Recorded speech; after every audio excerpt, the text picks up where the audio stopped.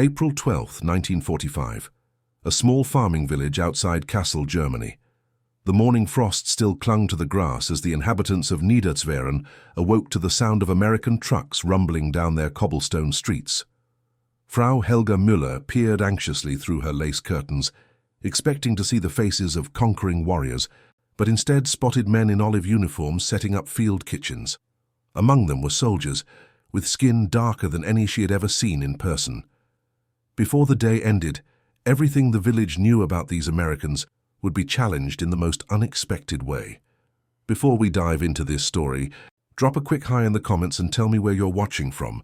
It really helps support the channel. This is the untold story of how a battalion of black American soldiers, armed with nothing more than cornmeal, bacon grease, and cooking skills, would dismantle years of Nazi propaganda about black Americans through the universal language of food. Obergefreiter Wilhelm Bauer had been home for 3 months now. After losing his right foot at Stalingrad, the former Wehrmacht soldier had been discharged and sent back to his village of Niederzweren. At 32, Wilhelm had absorbed years of Reich Education Ministry materials about racial hierarchy. He sat at his sister's kitchen table, his wooden crutch propped against the wall, reading the day-old newspaper that still celebrated final victory despite the Americans being less than 20 kilometers away yesterday. "They're here," his sister Helga announced, letting the curtain fall back into place. "Americans. And there are Negroes among them." Wilhelm's jaw tightened. "Keep the doors locked. Remember what Dr. Goebbels said about them. Savages. Animals. They'll pillage everything." His niece, Greta, just 12, looked up from her breakfast of watery porridge made from the last of their oats. "Will they eat us, Uncle Wilhelm? Herr Dittmar at school said they eat people." Wilhelm placed his hand over hers. "No one is getting eaten, but stay inside, away from the windows." Outside, Technical Sergeant Marcus Washington of the 761st Tank Battalion supervised the setup of a field kitchen. The 761st, known as the Black Panthers, had been fighting their way across Europe since October 1944, but Washington's primary duty wasn't combat. As a mess sergeant, he commanded a team of cooks that kept the unit fed under any circumstances. "Johnson, get those stoves fired up. Williams, start unpacking the rations. I want coffee ready in 15 minutes, Washington ordered, watching as his men unloaded supplies from the trucks. At 35, Washington had been a restaurant cook in New Orleans before the war. The Army had recognized his talents and put him in charge of feeding hundreds of hungry men daily, often under impossible conditions. Private First Class Henry Johnson, 23 from Georgia, saluted casually. "Yes, Sarge, but we got a problem. Supply sent us those cornmeal bags instead of the flour we requisitioned."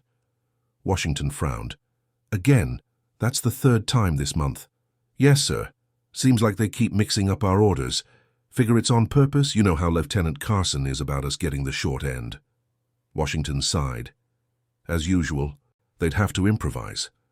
"Well, looks like we're making cornbread instead of biscuits. At least we still have that ham and those eggs we got from that farm yesterday."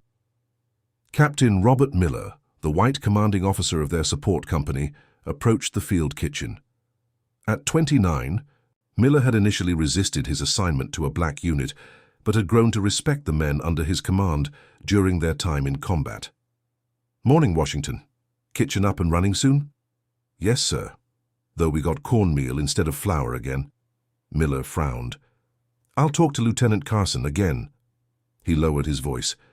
"Listen, we're going to be here at least 3 days. Battalion wants us to secure the area, set up temporary headquarters in the town hall. The locals are scared stiff.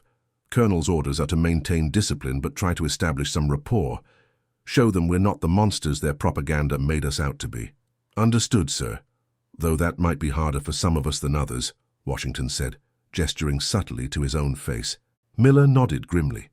"I know, that's partly why I'm here. Mayor's invited some local officials to a meeting at Euro 900. Thought we might bring over some coffee, maybe something to eat. A peace offering of sorts." "We can do that, sir. Might need to get creative with what we've got, though." "You always do, Washington.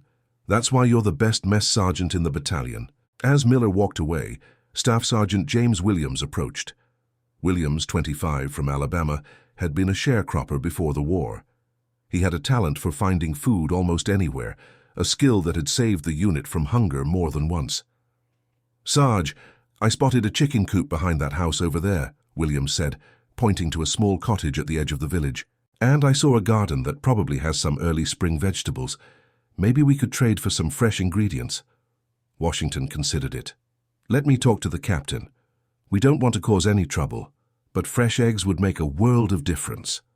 In the village hall, Bürgermeister Friedrich Hoffmann, 62 and mayor of Niederzweren for the past 15 years, addressed the small group of village officials and prominent citizens. His hands trembled slightly as he spoke. "The Americans have guaranteed our safety if we cooperate fully," he said, his voice echoing in the half-empty room.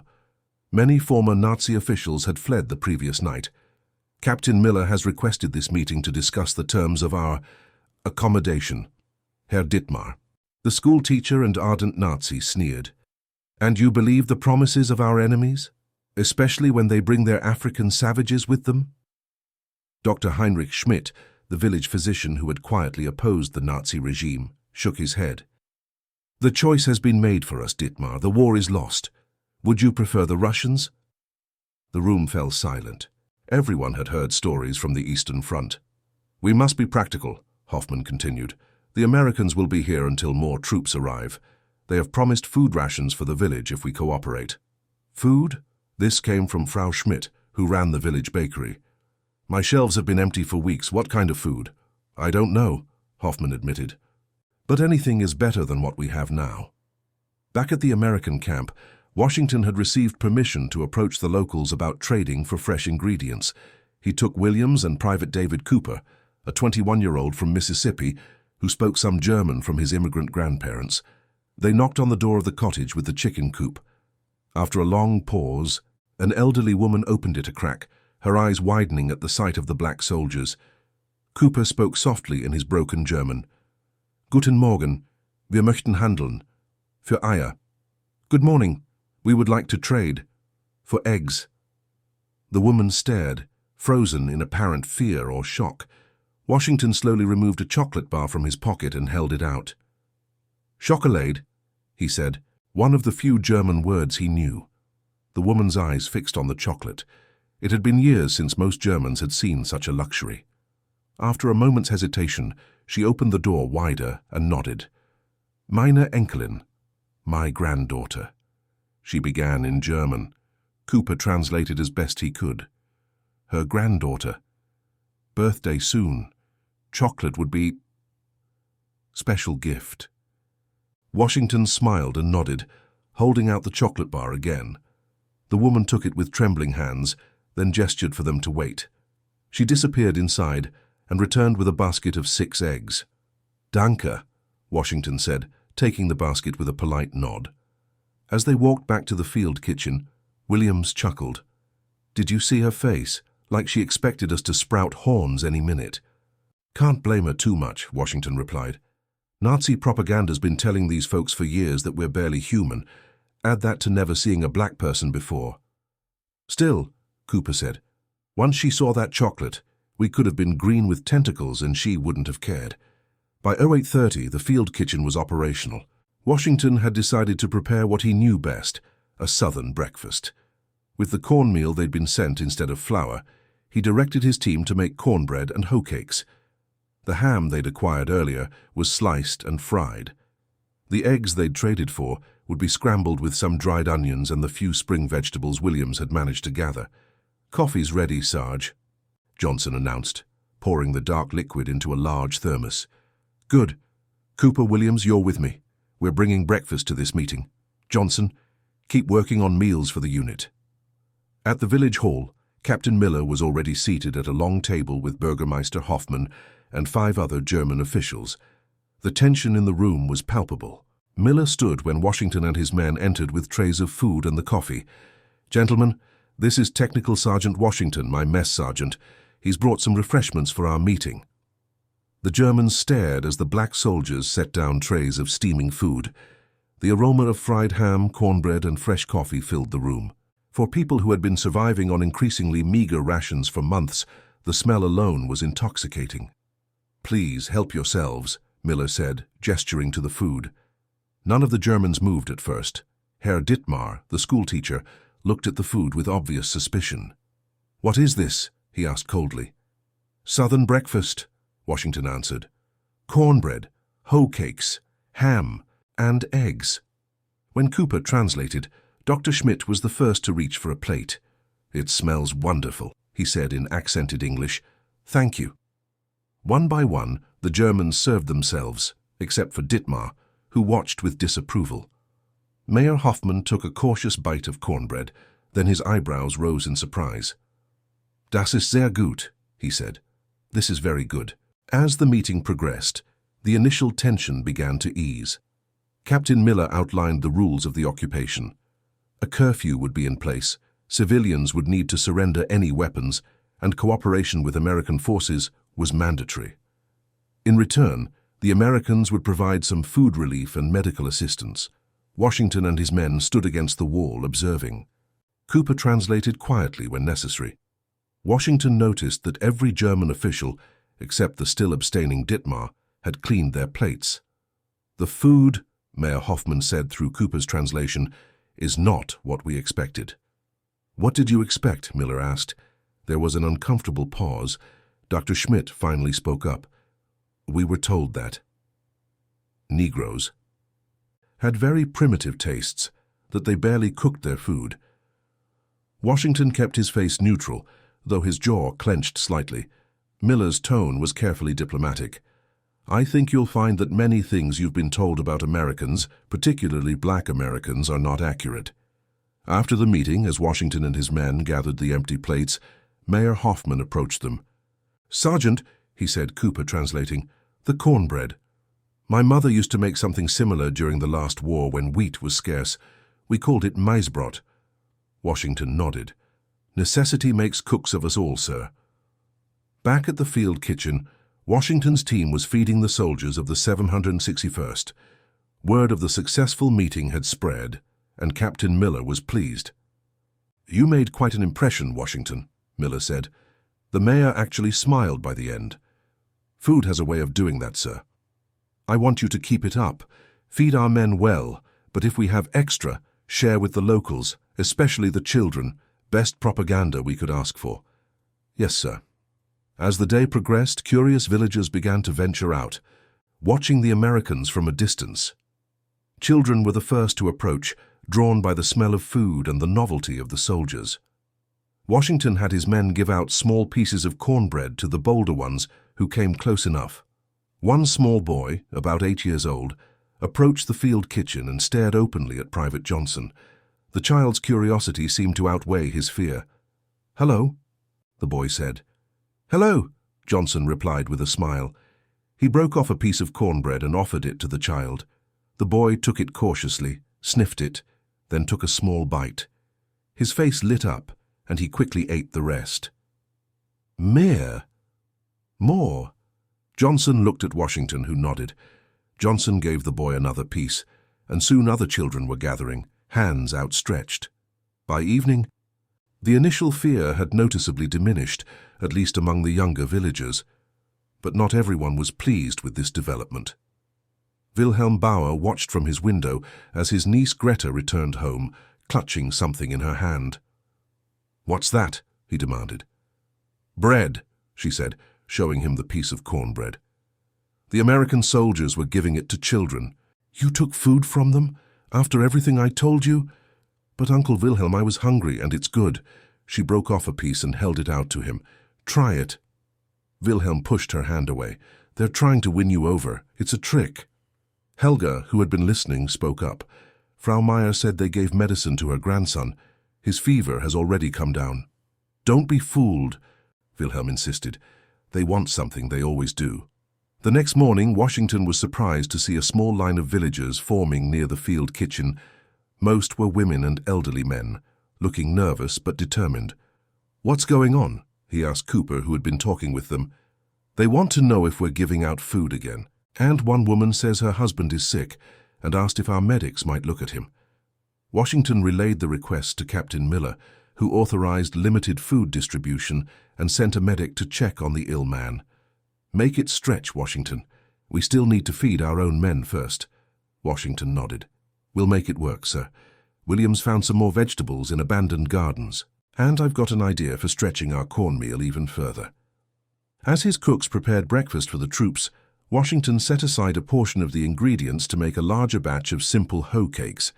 These cornmeal pancakes required minimal ingredients, but were filling and tasty, especially with the small amount of molasses they had on hand. By mid-morning, word had spread through the village. The Americans were giving out food, not just any Americans, but the black soldiers, the very ones they had been taught to fear the most. Dr. Schmidt arrived at the field kitchen with 2 elderly patients. These women are malnourished, he explained to Cooper. They have no family left to care for them. Washington served them personally, watching as the women ate the hoe cakes with shaking hands. One of them began to cry silently as she ate. What's wrong? Washington asked through Cooper. She says it reminds her of her childhood, Cooper translated. Her grandmother made something similar during hard times. Later that day, Washington was surprised when Frau Schmidt, the village baker, approached him. Cooper translated her hesitant question. She wants to know if you would show her how to make the cornbread. She has a mill and could grind some of the corn from last year's harvest. Washington considered this. Tell her I'll do better than that. If she can provide the cornmeal, we can bake it in her ovens and share the results. When Cooper translated, the woman's face lit up. She nodded eagerly. That afternoon, Washington, Cooper, and Johnson went to the small village bakery. The stone ovens hadn't been used in weeks due to flour shortages, but they were still functional. Frau Schmidt had gathered what corn she could find and ground it into a coarse meal. Washington showed her the simple recipe: cornmeal, the few eggs they could spare, a little lard, salt, and baking soda. As they worked, other village women gathered to watch. Despite the language barrier, the universal language of cooking bridged the gap. Washington demonstrated how to mix the ingredients, explaining through Cooper's translation that back home, this was made in cast-iron skillets. My mother taught me this recipe, Washington said as he worked the dough, and her mother taught her. Goes back to slavery times when our ancestors had to make do with whatever they could get. When Cooper translated, the women exchanged glances. This was not the savage they had been told about, but a man talking about his mother and traditions, just as they would. As the cornbread baked, filling the small bakery with its homey aroma, more villagers gathered outside. Among them was Wilhelm Bauer, who had hobbled from his home on his crutch to see what was happening.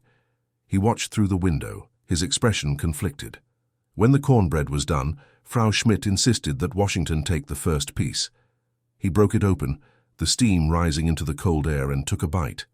Not bad, he said with a smile. Different corn than back home, but good. The bread was distributed among the gathered villagers, with Washington ensuring that the elderly and children received pieces first. When only one piece remained, Cooper pointed to Wilhelm, who stood stiffly outside the bakery door. What about him? Washington studied the former Wehrmacht soldier, noting his missing foot and the way he leaned on his crutch. With a nod, Washington took the last piece of cornbread and walked outside. For you, he said, holding it out to Wilhelm. Wilhelm stared at the offered food, then at Washington. His expression was unreadable, but the conflict was clear in his eyes. After a long moment, he accepted the bread with a curt nod but didn't eat it. Back at the American camp, Captain Miller received news that more units would be arriving the following day. The 761st would move on soon after. You've done good work here, Washington, Miller said. The colonel's heard about it, said it's making our job easier. Just feeding people, sir. It's more than that, and you know it. Every hoe cake you hand out does more to change minds than a dozen propaganda leaflets. That evening, as Washington supervised the dinner preparations, he was surprised to see Wilhelm Bauer approaching the field kitchen, moving slowly on his crutch. Cooper went to meet him. He wants to speak with you, Sarge, Cooper said after a brief exchange in German. Washington wiped his hands on his apron and walked over. Wilhelm's face was still stern, but something had changed in his expression. Through Cooper, Wilhelm spoke. My sister says your men gave medicine to Frau Meyer's grandson and food to the Kraus women who have no one left. Washington nodded. We help where we can. Wilhelm reached into his jacket and pulled out a folded paper. He handed it to Washington, who opened it with Cooper looking over his shoulder. It's a recipe, Cooper translated. for something called Kartoffelpuffer, potato pancakes. Wilhelm spoke again, his voice gruff. My mother's recipe. When there was no flour, she made these. Perhaps your men might find it useful. Washington was momentarily speechless. He looked at the carefully written recipe, then back at the German veteran. Thank you, he said finally. We'll try it tomorrow. Wilhelm nodded once, then turned to leave. He paused, looking back over his shoulder. The cornbread, he said in halting English. It was good. Before Washington could respond, Wilhelm was hobbling away, back toward the village. That night, as Washington lay on his cot in the tent he shared with Williams and Johnson, he thought about the day's events. In just 48 hours, they had begun to break through years of propaganda and fear, armed with nothing more than cornmeal and cooking skills. You know what's funny, Sarge? Williams said from his cot. Back home, I couldn't sit at a lunch counter. Here I am feeding Germans who thought I was a cannibal yesterday. Food's the oldest diplomacy there is, Washington replied. Hard to think someone's a monster when you're sharing a meal with them. You think it'll last after we're gone? Washington considered this. Maybe not for all of them. That school teacher Dittmar, he's still looking at us like we're dirt. But for some, yeah, I think we changed some minds. The next morning, Washington decided to try Wilhelm's potato pancake recipe. Using the potatoes they had on hand, and following the handwritten instructions, his team prepared a batch for breakfast alongside their usual fare. Not bad, Johnson said, trying one. Kind of like hash browns back home. Different, but good, Washington agreed. Let's make extra to share. As the villagers gathered for their now expected morning food distribution, Washington offered the potato pancakes alongside the cornbread and hoe cakes. The recognition on their faces was immediate. This was their food, their tradition, being honored and shared. Mayor Hoffman, who had come to observe the food distribution, approached Washington.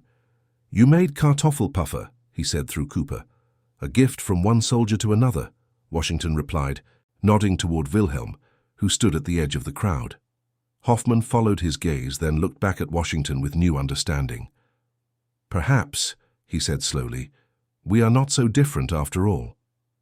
Later that day, word came that the 761st would be moving out the following morning. Their replacement unit would continue the occupation, but it would be a white infantry company. As Washington's team packed up their equipment, Frau Schmidt and several other village women approached the field kitchen.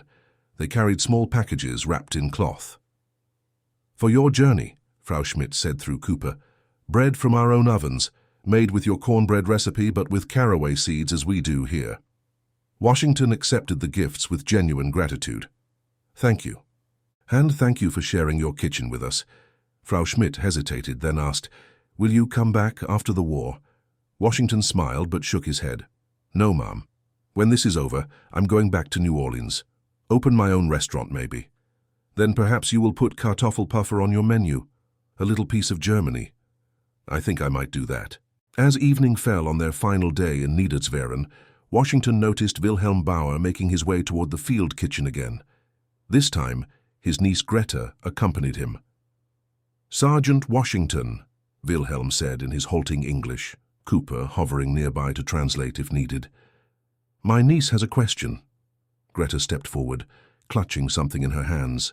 Can you write the cornbread recipe for me, please? Washington smiled. Of course. He found a piece of paper and carefully wrote down the simple recipe, explaining each step as Cooper translated. It's not complicated, Washington said. The secret is not to overwork the batter, and if you can, use a cast-iron pan. Greta nodded seriously, taking the paper with care. Danke, she said.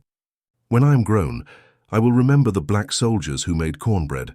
Wilhelm placed his hand on his niece's shoulder. We both will, he added quietly. As they walked away, Captain Miller approached. Making friends to the last minute, I see. Just sharing recipes, sir. Miller's expression grew serious. You know, Washington, what you've done here. It matters. When the history books write about this war, they'll talk about the battles and the generals. But the real change, the human part of it, happens in moments like this. Over cornbread and potato pancakes. Washington nodded. Yes, sir. I believe it does. That night, as the men of the 761st prepared for their departure, Washington sat outside his tent, enjoying the quiet of what would likely be their last peaceful evening for a while. Private Cooper joined him. "Sarge, you think anything will really change? For us, I mean, after the war?" Washington considered the question. "I don't know, Cooper. We're fighting for freedom over here, but we both know what's waiting back home. Seems like the Germans figured out we're human faster than some folks back in Mississippi. Maybe. Or maybe they were just hungry enough to look past what they thought they knew," Washington sighed. "But people remember who fed them when they were hungry, who treated them with dignity when they expected the worst. That counts for something." "I hope so, Sarge." As dawn broke on April 15th, the men of the 761st Tank Battalion prepared to move out. A small crowd of villagers had gathered to watch their departure. Among them stood Wilhelm and Greta Bauer, Mayor Hoffman, Dr. Schmidt, and Frau Schmidt. Washington approached them one last time. "Take care of yourselves," Emmy said, Cooper translating. "And you as well, Sergeant," Mayor Hoffman replied. "Perhaps someday, when peace has returned, you will visit again, as a friend." "Perhaps," Washington said, though they both knew it was unlikely. As Washington turned to go, Wilhelm stepped forward and extended his hand. After a moment's hesitation, Washington shook it firmly. No words were exchanged, but none were needed. The 761st rolled out of Niederzweren as the morning sun climbed higher in the sky. Washington, riding in the jeep behind the lead tank, looked back at the small German village that had feared them just 3 days ago. He saw Greta waving, and he waved back. "Not bad for a cook from New Orleans," William said from beside him. Washington smiled. Not bad at all. The war would continue for a few more weeks. There would be more battles, more hardship, more losses. But in one small German village, something had changed. The propaganda had been countered not with more propaganda, but with something far more powerful, the simple act of breaking bread together. The language of food had spoken more eloquently than any words could have about the common humanity they shared. And as they drove away, Washington knew that whatever awaited them after the war, in this place at least, they had won a victory that wouldn't be recorded in any official history, but might be remembered in kitchens and around dinner tables for generations to come. July 1945. A bustling kitchen in a requisitioned hotel in Frankfurt, Germany. Technical Sergeant Marcus Washington wiped sweat from his brow as he supervised the preparation of a special Independence Day meal for the remaining American troops. Nearly 3 months had passed since the official German surrender, but Washington and many of the men from the 761st Tank Battalion remained in Europe as part of the occupation forces. The world they had helped create through blood and sacrifice was taking shape around them, even as their own futures remained uncertain. Washington examined a batch of cornbread, golden and perfect, and thought of Niederzweren, wondering if little Greta Bauer was making her own version with the recipe he had given her. The simple act of sharing food had bridged a divide created by years of hatred and propaganda, but as Washington would soon discover, the story of those 3 days in April had ripples that would extend far beyond what anyone could have imagined. Before we dive into this story, drop a quick hi in the comments and tell me where you're watching from. It really helps support the channel. This is the conclusion of how a battalion of Black American soldiers, armed with nothing more than cornmeal, bacon grease, and cooking skills, would not only change German perceptions, but ultimately help shape the post-war world through the most powerful diplomacy of all, breaking bread together. "Mail call," announced Corporal Jenkins, entering the kitchen with a stack of letters. "Got something for you, Sarge?" Washington wiped his hands on his apron and took the letter Jenkins held out. The return address showed it was from his wife, Beatrice, back in New Orleans. He tucked it into his pocket to read later when he had some privacy. "How's the special coming along?" asked Captain Miller, now promoted to Major, as he entered the kitchen. "On schedule, sir," Washington replied. "Fried chicken, collard greens with ham hocks, cornbread, and sweet potato pie. As close to home as we can manage with what we've got." Miller nodded approvingly. "The General's looking forward to it. Seems your reputation has spread." "General Patton, sir?" Washington asked, surprised. "No, General Davis. Benjamin O. Davis, Jr., first black general in the Air Force. He's making an inspection tour. Wanted to meet some of the men from the 761st. Miller lowered his voice. Word of what you did in Niedersweren got around Washington. People in high places took notice. Washington shook his head modestly. We just fed some hungry people, sir. You did more than that. The military government's been studying what happened there. They're calling it a model interaction for occupation forces. Miller gestured around the kitchen. That's why you're here in Frankfurt instead of shipping home. They want to see if your approach can work on a larger scale. Before Washington could respond, Private Cooper burst into the kitchen. Sarge, you won't believe who's here. Washington turned. Who? People from Niedersweren. The doctor, Schmidt, and the mayor and a bunch of others. They're with some official-looking guys in the lobby. Washington and Miller exchanged glances. I'd better see what this is about, Miller said. Washington, you come too. In the hotel lobby, Dr. Schmidt, Mayor Hoffman, and Frau Schmidt stood with several men in American military government uniforms. With them was a man Washington didn't recognize, in civilian clothes but with the bearing of a military officer. Ah, Major Miller, said one of the Americans, a colonel from military government. And this must be Technical Sergeant Washington. Schmidt's face lit up with recognition. Sergeant Washington, it is good to see you again. Washington shook hands with the Germans, surprised by the warmth of their greeting. What brings you all the way to Frankfurt? The colonel answered. These folks have been working with our denazification program. Their village has become something of a case study for us. Dr. Schmidt here has been particularly helpful in identifying former Nazi officials and documenting the transition. Mayor Hoffman spoke through an interpreter the military government had brought. After you left, things changed in Niedersweren. The schoolteacher Dittmar was arrested by your authorities for his party activities. Others who had been afraid began to speak up. And the food program you started, added the colonel. We expanded it, used it as a template for other villages, breaking bread together. Turns out it's pretty effective diplomacy. Dr. Schmidt stepped forward. We have come with a proposal, Sergeant. Your cornbread and southern cooking, it made an impression. We think it could help with the food shortages we still face, using ingredients that grow well in our soil. The civilian stranger finally spoke up. That's where I come in. James Williams, Department of Agriculture. I'm here advising on food relief and agricultural recovery. He smiled. No relation to your Staff Sergeant Williams, I presume? Washington shook the man's offered hand. No, sir, though he'd be flattered by the comparison. We're putting together a program to teach practical cooking techniques using crops that can be grown locally, Williams explained. Cornmeal, potatoes, beans, staples that can help bridge the gap until European agriculture recovers fully.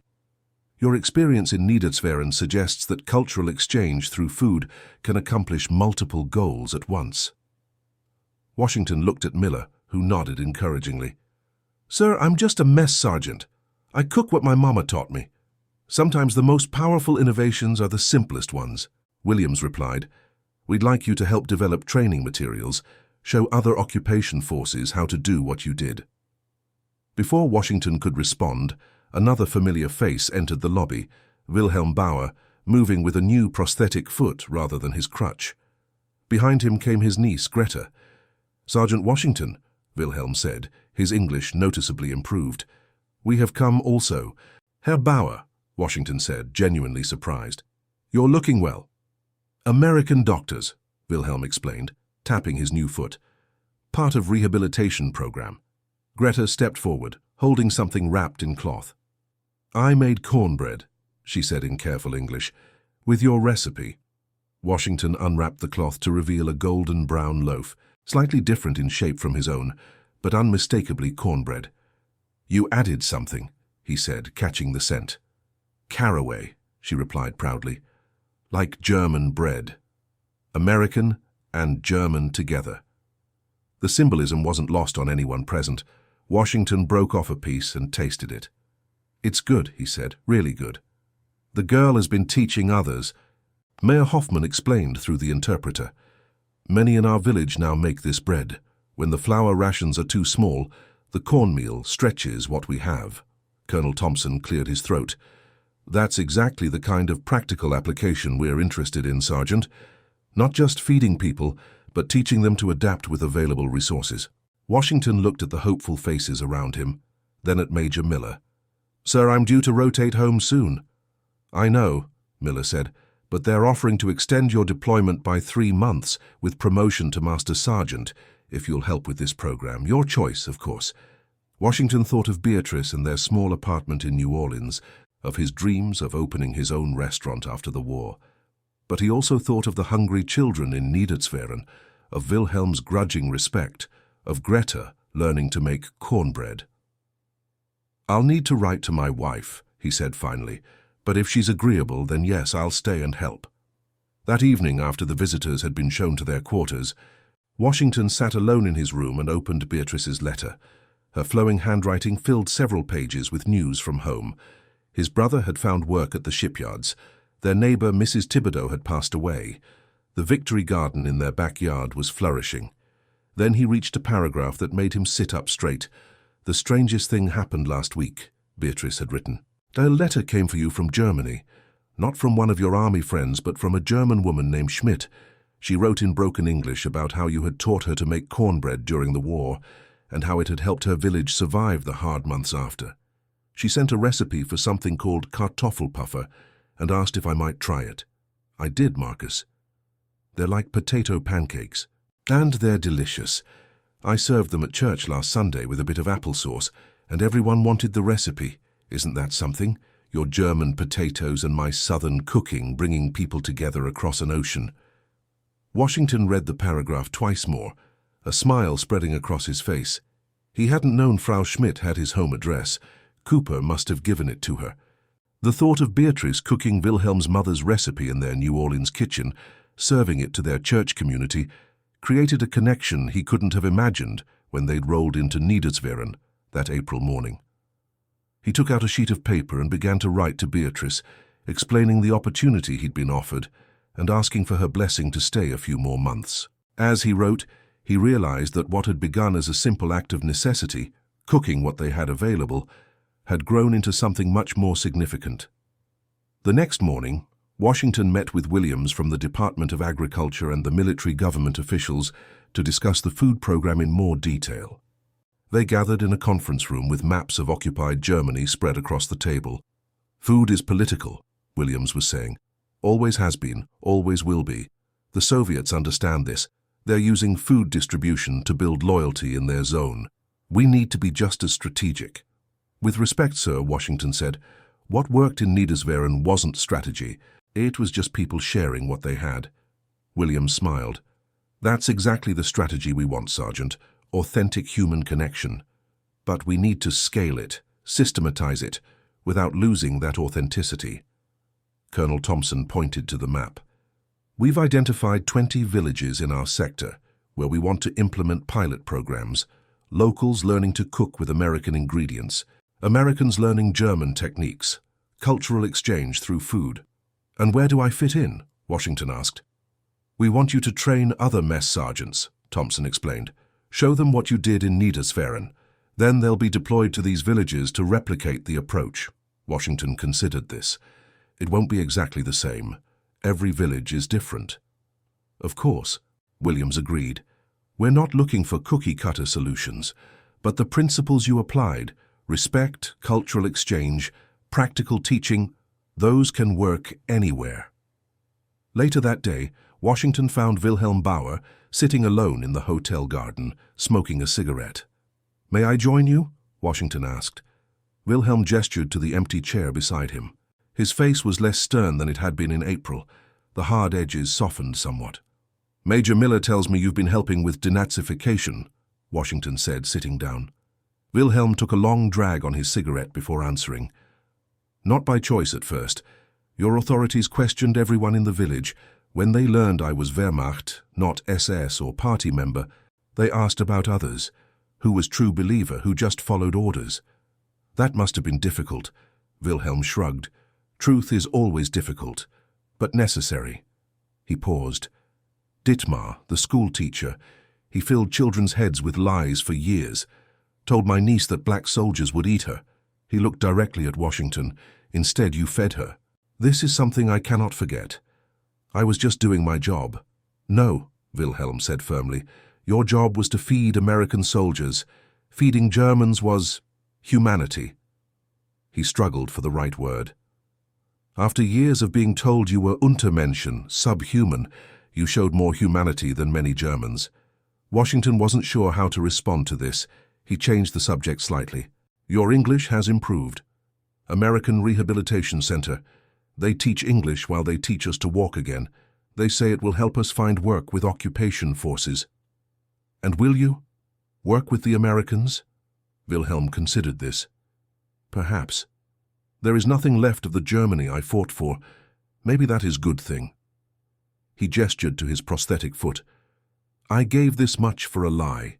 Now I must learn to walk in truth. The next day, Washington began working with a group of mess sergeants from various American units stationed throughout the occupation zone. They gathered in the hotel kitchen, where he had set up stations with the basic ingredients they would be working with. Gentlemen, Washington began, what I'm about to show you isn't complicated cooking. It's not fancy. But it connects people in ways that speeches and pamphlets can't. A white sergeant from a Pennsylvania infantry unit raised his hand. With all due respect, Sergeant Washington, why cornbread? Why not just show them how to make, I don't know, hamburgers or something more American? Good question. 3 reasons, Washington replied. First, cornmeal is shelf-stable and easy to transport. Second, corn grows well in European soil. They can grow their own once they get the hang of it. And third, most importantly, cornbread has history. It tells a story about making do with what you have, about survival and adaptation. That resonates with people who've just lost a war. Over the next several hours, Washington demonstrated not just cooking techniques, but how to engage with locals through food. Cooper, who had also been asked to stay on for the program, helped with translation and cultural advice. Remember, it's not just about feeding them, Washington explained as they worked the cornmeal batter. It's about teaching them to feed themselves and learning from them too. Every village has food traditions, recipes passed down through generations. Honor those even as you introduce something new. As the sergeants practiced making hoe cakes and cornbread, Washington circulated among them, offering advice and corrections. He noticed that some of the white sergeants, particularly those from northern states, seemed skeptical at first. But as the kitchen filled with the familiar aroma of cornbread baking, their attitudes softened.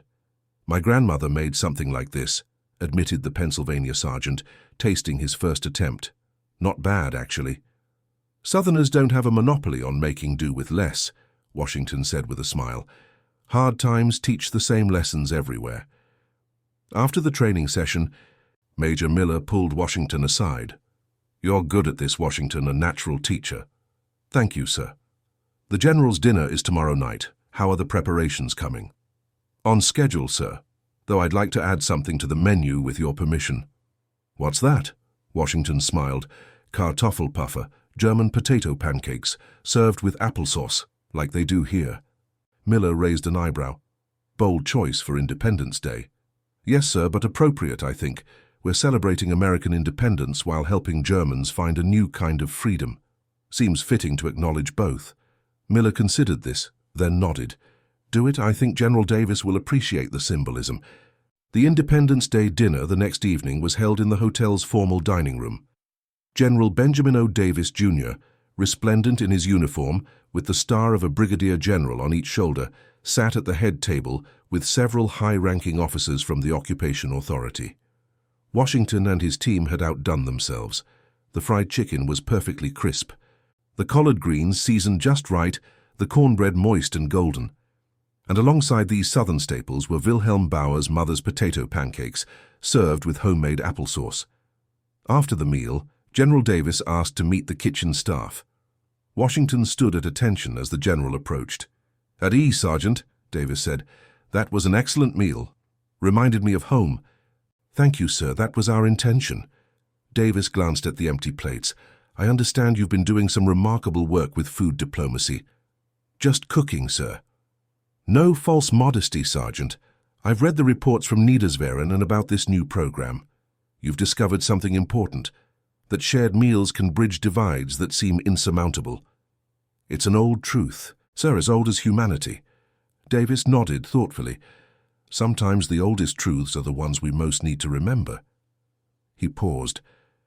What are your plans after your extension here? Back to New Orleans? Yes, sir. I hope to open a restaurant eventually.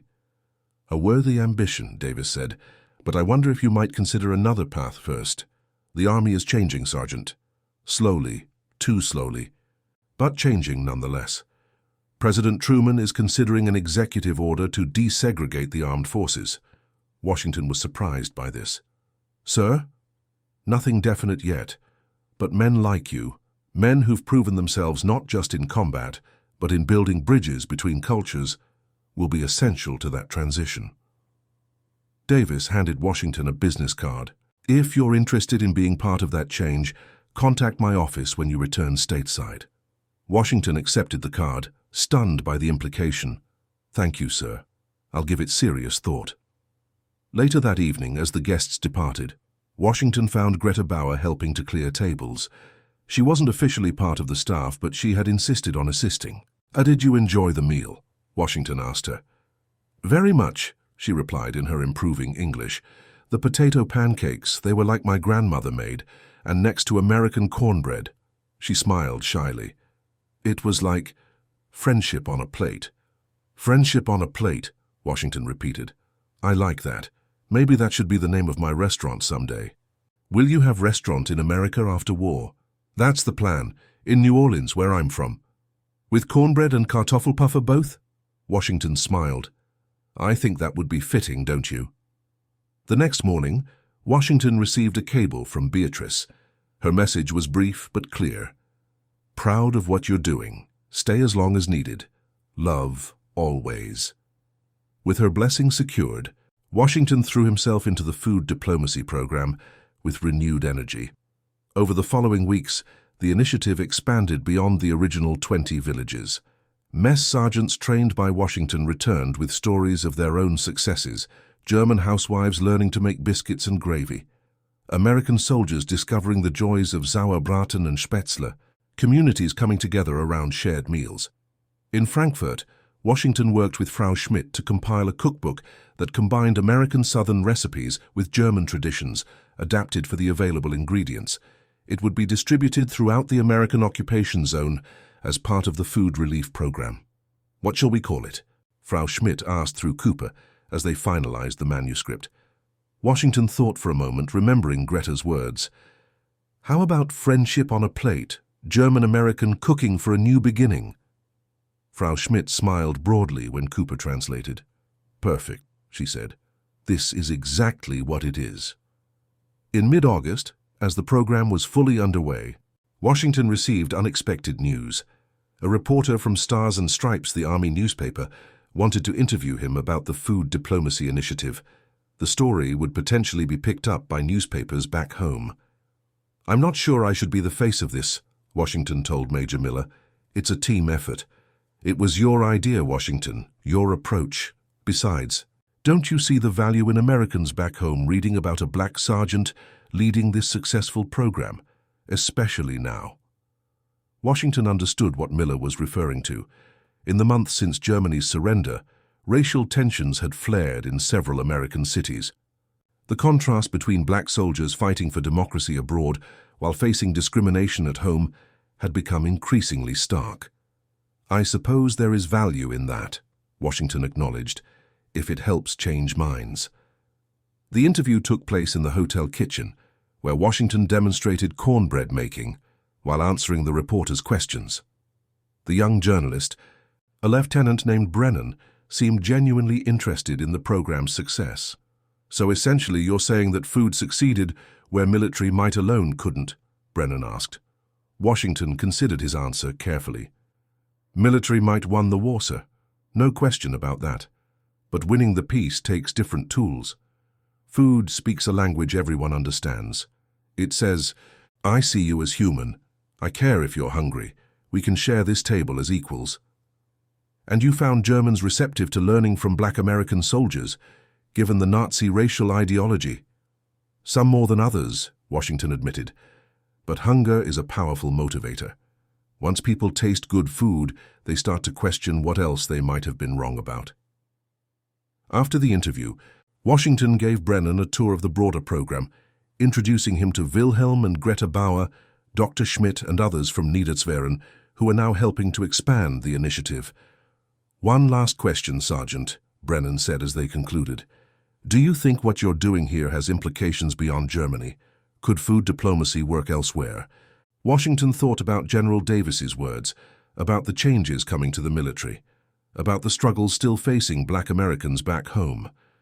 "Food alone won't solve the world's problems," he said finally, "but breaking bread together is a start. It's hard to hate someone once you've shared a meal with them, learned about their food traditions, understood what nourishes them. So yes, I believe this approach has wider applications." As September approached, Washington's 3-month extension was nearing its end. The food diplomacy program was now fully established, with training centers in Frankfurt, Munich, and Stuttgart. The cookbook was being printed, and the first harvest of American corn planted in German soil was ready for gathering. On his final day, the military government held a small ceremony to recognize Washington's contribution. Colonel Thompson presented him with a commendation, and representatives from several German communities offered thanks and gifts, mostly food-related: hand-carved wooden spoons, embroidered aprons, family recipes written on carefully preserved paper. Wilhelm Bauer approached Washington after the ceremony. The two men had developed an unlikely respect over the past months, though neither would have called it friendship exactly. "You'll return to America now," Wilhelm said. "Tomorrow morning," Washington confirmed. Wilhelm nodded. "What will you do there?" "Open my restaurant eventually, but first—" Washington hesitated. "General Davis has offered me a position helping with the integration of the armed forces. If it happens—" Integration? Desegregation, allowing black and white soldiers to serve together as equals. Wilhelm considered this. Difficult task, changing minds. "Yes, but not impossible. You changed yours, didn't you?"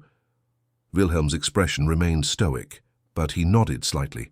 "Because of cornbread and kindness when I expected neither." He extended his hand. "Good luck, Sergeant Washington. Perhaps someday I will visit your restaurant in New Orleans." Washington shook the offered hand firmly. "You'd be welcome, Herr Bauer." That evening, Washington had a final dinner with Greta, Frau Schmidt, Dr. Schmidt, and the other Germans who had become part of the program. They ate in the hotel kitchen rather than the formal dining room. A mixture of Southern American and traditional German dishes spread across the work tables. "To friendship on a plate," Dr. Schmidt toasted in his improving English, raising a glass. "And to remembering that we are all human, all hungry, all deserving of respect," added Frau Schmidt through Cooper. Washington looked around the table at these people who had been enemies just months before. "I won't forget any of you," he said simply, "or what we accomplished here." Greta, who had become something of a mascot for the program, presented Washington with a small package. "For your wife, she explained, "seeds from our garden, American corn and German herbs together." Washington accepted the gift, touched by the thoughtfulness. "She'll plant them in our Victory Garden, a little piece of Niederzweren in New Orleans." The next morning, as Washington prepared to board the transport that would begin his journey home, Major Miller came to see him off. "It's been an honor, Washington," Miller said, shaking his hand. "What you started here will continue long after we're all gone." "I hope so, sir. I understand General Davis made you an offer." Washington nodded. "Yes, sir, I'm going to accept it." Miller smiled. "Good. The Army needs men like you if it's going to change." He paused. "You know, when they first assigned me to the 761st, I wasn't happy about it. Thought it was a dead-end posting. I remember, sir." "Shows what I knew. Working with you and your men has been the most meaningful part of my military career." Miller glanced at the waiting transport. "You'd better get going. Your wife is waiting." Washington boarded the transport, finding a seat by the window. As the vehicle pulled away, he saw a small group gathered at the edge of the airfield. Greta waving enthusiastically, Wilhelm standing straight and tall with his new prosthetic, Dr. Schmidt and Frau Schmidt holding copies of the cookbook they had created together. Washington waved back until they were out of sight. Then he settled in for the long journey home, his thoughts already turning to Beatrice, to New Orleans, to the restaurant he would someday open, with cornbread and kartoffelpuffer both on the menu. 6 months later, On a warm spring day in 1946, Sergeant First Class Marcus Washington stood in the newly renovated kitchen of what had once been his grandmother's shotgun house in the Treme neighborhood of New Orleans. The building had been transformed into a small restaurant, with tables in what had been the front rooms and a kitchen expanded into what was once the back porch. Beatrice placed a hand on his shoulder. "Nervous?" "A little," he admitted. "What if nobody comes?" She laughed. "Half the church has already made reservations. And that article about you in the Picayune brought calls from all over the city." The article had been unexpected. A feature story picked up from Stars and Stripes about Washington's work in Germany, accompanied by a photograph of him teaching German women to make cornbread. It had generated interest not just in his new restaurant, but in his unique approach to cross-cultural understanding through food. "I still can't believe General Davis pulled strings to help us get the loan," Washington said, looking around at the equipment they'd been able to purchase. "You earned it," Beatrice replied. "And he's smart enough to know that what you're doing here is just as important as what you did there." The restaurant's name, painted in elegant script on the front window, read, "Friendship on a Plate." The menu was primarily Southern cuisine, the dishes Washington had grown up with and perfected during his years as a mess sergeant, but with a section called From Our Friends Abroad that featured Kartoffelpuffer, Sauerbraten, and other German dishes he had learned during the occupation. As the first customers began to arrive for the grand opening, Washington noticed that while most were from the black community, there were also a few white faces among them, unusual in still segregated New Orleans. One older white couple approached him directly. "Sergeant Washington?" the man asked. "Thomas Brennan, formerly Lieutenant Brennan with Stars and Stripes. This is my wife, Eleanor.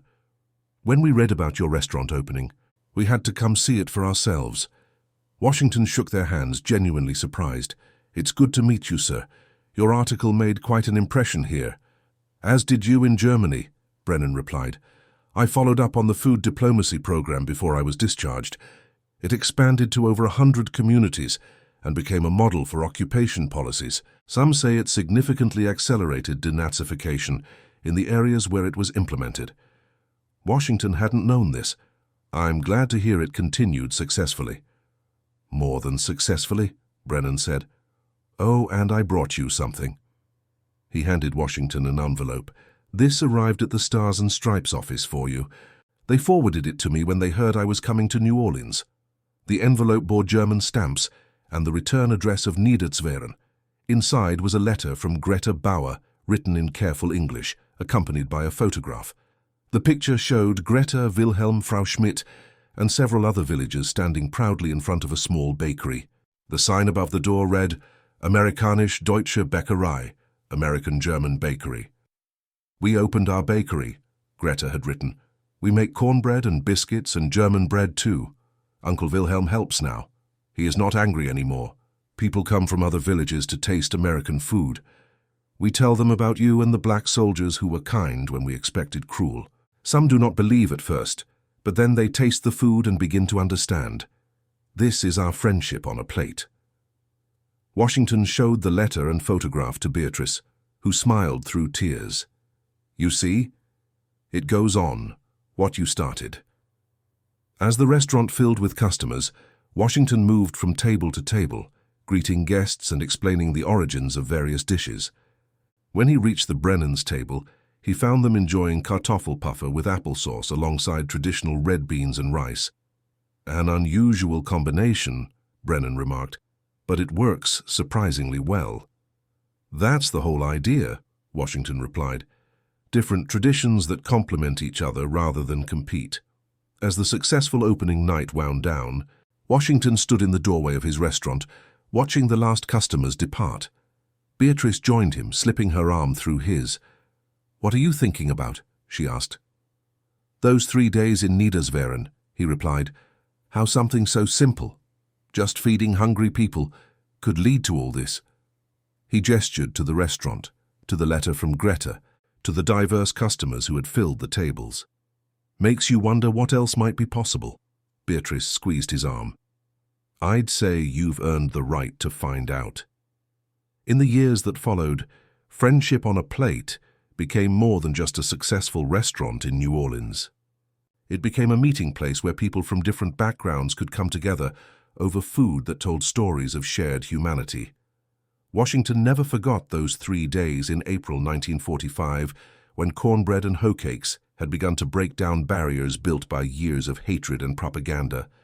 And in a small German village called Niederzweren, the American-German bakery continued to serve cornbread alongside traditional German breads, keeping alive the memory of Black American soldiers who had shown kindness when it was least expected, proving that sometimes the most powerful weapon against hatred is as simple as a shared meal. And that concludes our story. If you made it this far, please share your thoughts in the comments. What part of this historical account surprised you most? Don't forget to subscribe for more untold stories from World War II and check out the video on screen for another incredible tale from history. Until next time.